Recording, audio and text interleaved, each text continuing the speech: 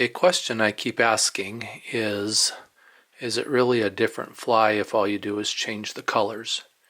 But this is a separate fly in Mary Orvis Marbury's book, Favorite Flies and Their Histories, and it's called a brown ant. So, brown thread, I am tying it on a number 14 fine wire hook.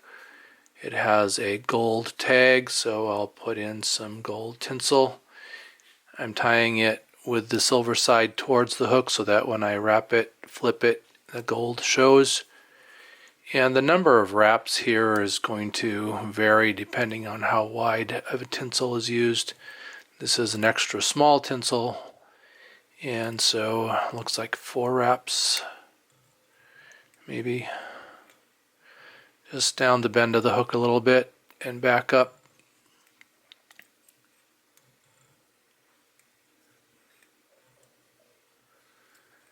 And far enough, let's bring my, I knew I should have grabbed that with Hackle pliers.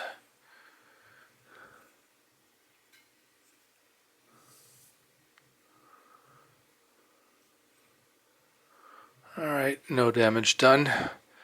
Bring my thread back to where I have the gold tinsel and wrap up over that a couple times.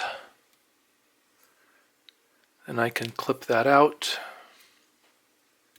I'm going to go ahead and take my thread back up to the front of the hook.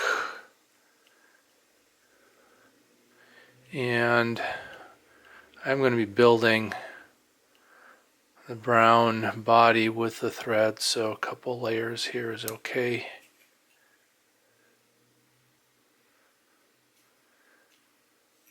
Like the black ant, this brown ant has what I'm calling a tuft at the tail end of it between the tag and the body, so I'm going to use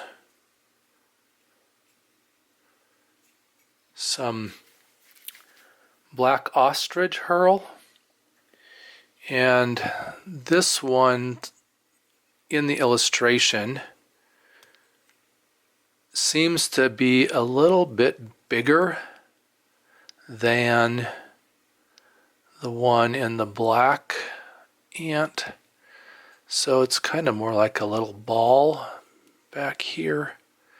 So a few more wraps with the herl than I did in the black ant. And I'm going to just wind my thread back to where I can catch that in and then wrap up over the top of that herl.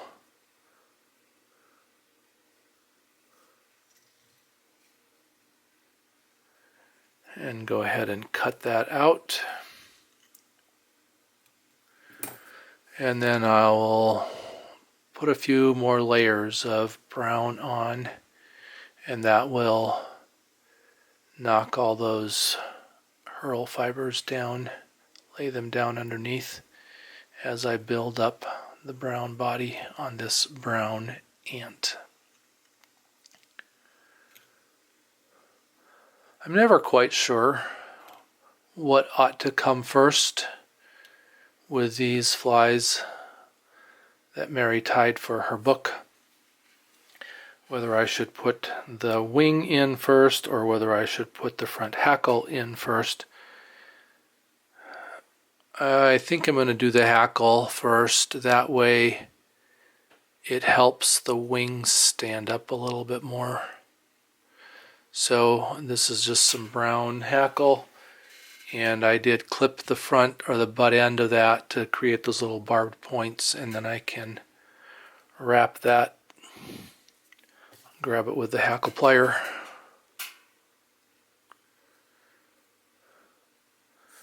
and see if I can get it to turn so that the shiny side, which I tied out,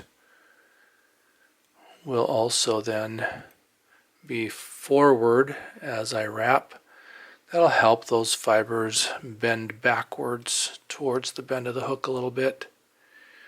And that's probably enough. Go ahead and catch that in.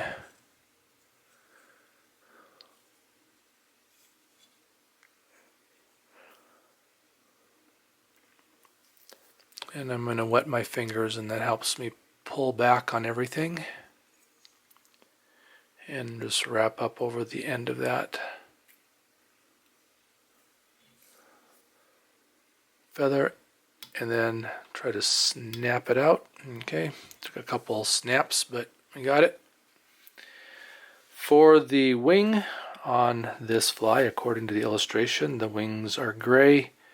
So I have this light done cape, and I'm pulling feathers from the kind of the middle of it. So I have two of them that I've put back to back. I'm just going to measure about the length that I need for those. Clip them. And if I hold those together, I can kind of pull some of the fibers out from the front, from the butt there.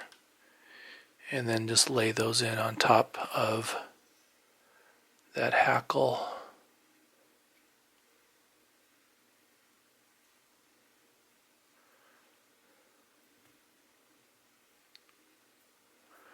Tie them in, and then I'll go ahead and whip finish over the top of that. I don't want the head to get too big.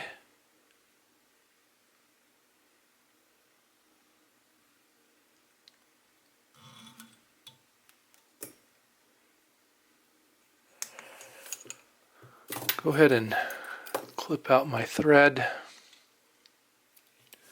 And it looks like I've got a few fibers that I want to clean up here that got caught in that whip finish.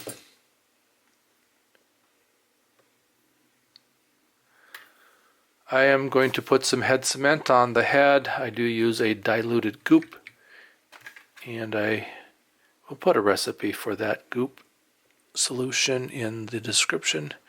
Just stick a needle in my jar, grab a drop, put it on the head.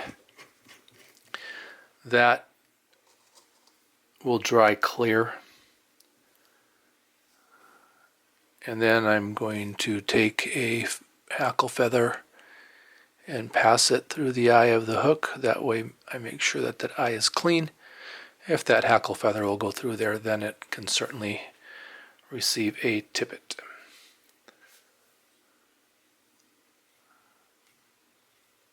This is then a brown ant from Mary Orvis Marbury's book, Favorite Flies and Their Histories.